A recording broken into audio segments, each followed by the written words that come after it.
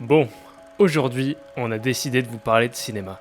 Attends, reformule ta phrase quand même parce qu'aujourd'hui, on va plutôt raconter le cinéma. Vous le savez, sur cette chaîne, on aborde ce thème de bien des manières, que ce soit critique de films, top, flop, analyse ou encore des courts-métrages. Le cinéma représente une grande partie de notre vie et cela depuis bien plus longtemps que ce que vous pensez. En 2019, la fréquentation des salles obscures était telle que nous dépassons, en France, le seuil des 200 millions d'entrées pour la 6e année consécutive. Les Français aiment le cinéma.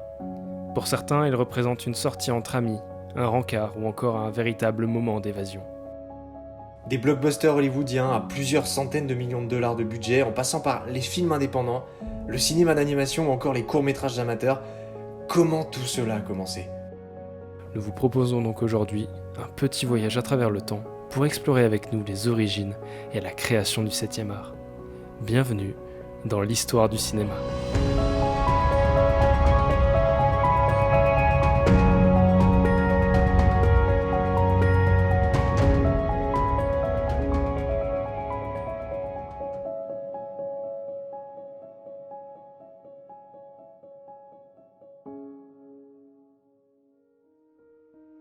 Nous sommes au début du 19e siècle. À cette époque, nous observons déjà l'apparition des premières images en mouvement sous la forme de jouets scientifiques qui avaient pour but d'éveiller la curiosité chez les enfants de bonne famille. Ces appareils étaient également utilisés pour décomposer et étudier des mouvements trop rapides pour l'œil humain. Vers la fin du 19e siècle, on retrouve un certain Thomas Edison. Ce cher Edison met au point un appareil appelé le kinétographe, permettant d'enregistrer une succession d'images sur une pellicule munie de perforations latérales. Il enchaîne en 1891 avec l'invention du kinétoscope, une visionneuse reproduisant les mouvements par succession rapide de vues individuelles. Avec ces deux inventions, Edison ainsi que William Kennedy Laurie Dixon présentent le 20 mai 1891 devant une assemblée de 150 militantes de la Federation of Women's Clubs ce qui est considéré comme l'un des tout premiers films de l'histoire, Dixon Greeting. Le succès est au rendez-vous et les spectatrices se pressent pour visionner une ou deux fois le film d'une durée de 10 secondes. Il organise, à Paris, durant l'été 1894, plusieurs sessions de démonstration des machines pour le public. Parmi les personnes présentes, un certain Antoine Lumière, un photographe de grande renommée et père d'Auguste et Louis Lumière. Il rentrera alors à Lyon pour proposer à ses fils de travailler sur une évolution des kinétoscopes et kinétographes, car il estime que le visionnage des films de manière individuelle pose problème. C'est alors qu'apparaît le cinématographe, un appareil apte à la prise de vue, au tirage des copies et à la projection. Les premières projections payantes ont lieu en décembre 1895, boulevard des Capucines à Paris, dans le salon indien, au sous-sol du Grand Café. La séance durait 20 minutes et les spectateurs y découvraient la sortie des usines Lumière, l'arrivée d'un train en gare de La Ciotat, ainsi que l'arroseur arrosé, dont ce dernier est en réalité la toute première fiction jouée par des comédiens dans l'histoire du cinéma. Les jours et les semaines suivantes, les curieux qui viennent découvrir ces films sont de plus en plus nombreux.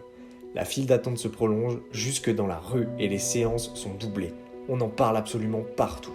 Le cinématographe devient alors un nouveau moyen de s'exprimer de manière artistique et est en passe de devenir le 7e art.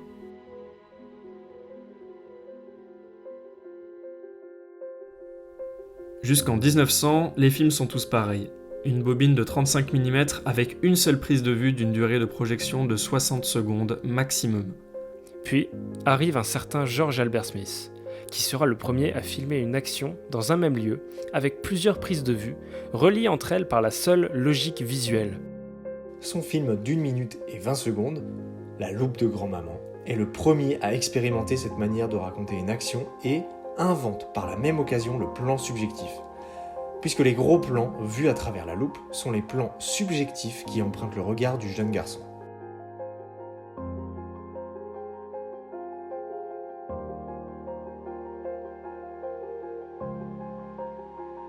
Quelques années plus tard, en 1908, David Wark Griffiths travaille à l'élaboration d'un film qui sera le premier à utiliser le montage parallèle.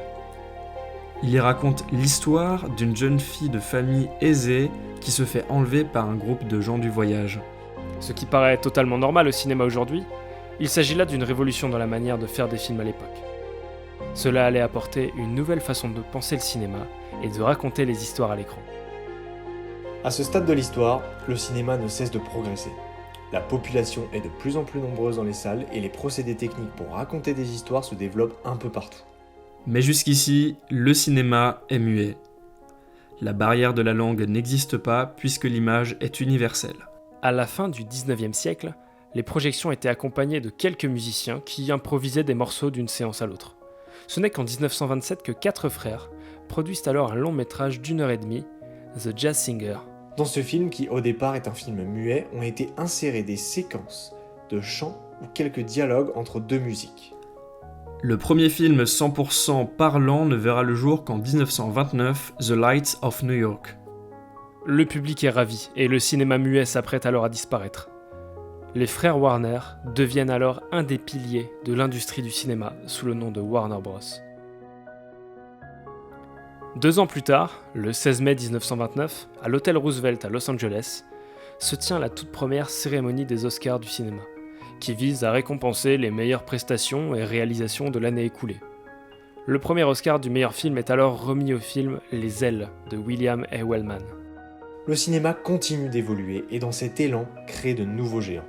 En 1941, Orson Welles et son premier film Citizen Kane innovent le style linéaire du long métrage, en inventant de nombreux procédés qui continueront d'être utilisés bien des années plus tard. Pendant ce temps, en Europe, on répare une culture blessée par la Seconde Guerre mondiale, notamment en Italie, avec le courant néo-réaliste qui fit connaître Roberto Rossellini, qui se rapproche plus du documentaire que du cinéma traditionnel. En France aussi, on répare les erreurs de la guerre en organisant la première véritable édition du Festival de Cannes, annulée en 1939, initiative de Jean Zay, ministre de l'Éducation nationale et des Beaux-Arts. Hollywood aussi fait rayonner le cinéma. Les genres du western portés par John Ford et les films noirs portés par Howard Hawks envahissent les salles. C'est toute l'histoire des États-Unis qui y est représentée. Dans les années 50, une nouveauté fait son apparition dans les foyers du monde entier et deviendra un des plus grands concurrents du cinéma, la télévision. Le début d'une drôle d'histoire avec le cinéma qui devra absolument innover pour continuer d'attirer des gens dans les salles obscures. On voit alors apparaître le cinémascope et le développement de la couleur, rendant l'image encore plus impressionnante et proposant une expérience incomparable au petit écran. Les artistes y contribuent également, comme Alfred Hitchcock, maître du suspense, qui produira un chef-d'œuvre par an. En France également, il faut continuer d'innover. Les distributeurs font désormais confiance à la nouvelle vague pour relancer l'intérêt pour les salles obscures. C'est un nouveau souffle pour le cinéma français où le tournage en extérieur devient alors maître. Les méthodes de narration et de production évoluent, rendant le tournage plus simple et beaucoup moins coûteux. C'est l'apparition de géants comme Jean-Luc Godard, François Truffaut, Éric Rohmer et surtout Agnès Varda. La fin des années 60 amène la fin de l'âge d'or d'Hollywood et marque la naissance des premiers blockbusters avec Les Dents de la Mer de Steven Spielberg, mais aussi le début de grands noms du cinéma comme Coppola, George Lucas ou bien Martin Scorsese. Nous sommes maintenant en 2009. Un certain film de James Cameron vient de faire son entrée en salle et son succès oblige les salles à s'équiper pour les films en 3D. Avatar devient le nouveau plus grand succès de tous les temps au box-office mondial, amassant un total de plus de 2,7 milliards de dollars. Les années 2010, c'est également l'apogée des franchises. Le géant Disney rachète Marvel Studios, Lucasfilm, Fox et bien d'autres. Finançant alors des projets impressionnants et ultra rentables sur la durée. Le cinéma de divertissement ne s'est jamais aussi bien porté. Mais c'est aussi, à contrario, la surprenante percée au box-office des films indépendants et des films de genre, comme Parasite et son Oscar du meilleur film, mais aussi le Joker, qui est devenu le film classé R le plus rentable de l'histoire. En un peu plus d'une centaine d'années, le cinéma s'est développé de bien des manières. D'un simple plan de quelques secondes à des récits épiques de plus de 3 heures, le 7e art ne cesse d'évoluer pour permettre aux spectateurs de rêver et aux artistes de s'exprimer. Si l'histoire du cinéma nous prouve bien quelque chose, c'est que rien n'est figé et que tout reste à faire. Les limites de notre imagination ne demandent qu'à être repoussées. Continuons de créer d'écrire, de tourner, de jouer, mais surtout, continuons de rêver avec le cinéma. Le cinéma nous a fait grandir et continuera de le faire de bien des manières. C'était Pictural Things, et on repart pour de nouvelles aventures.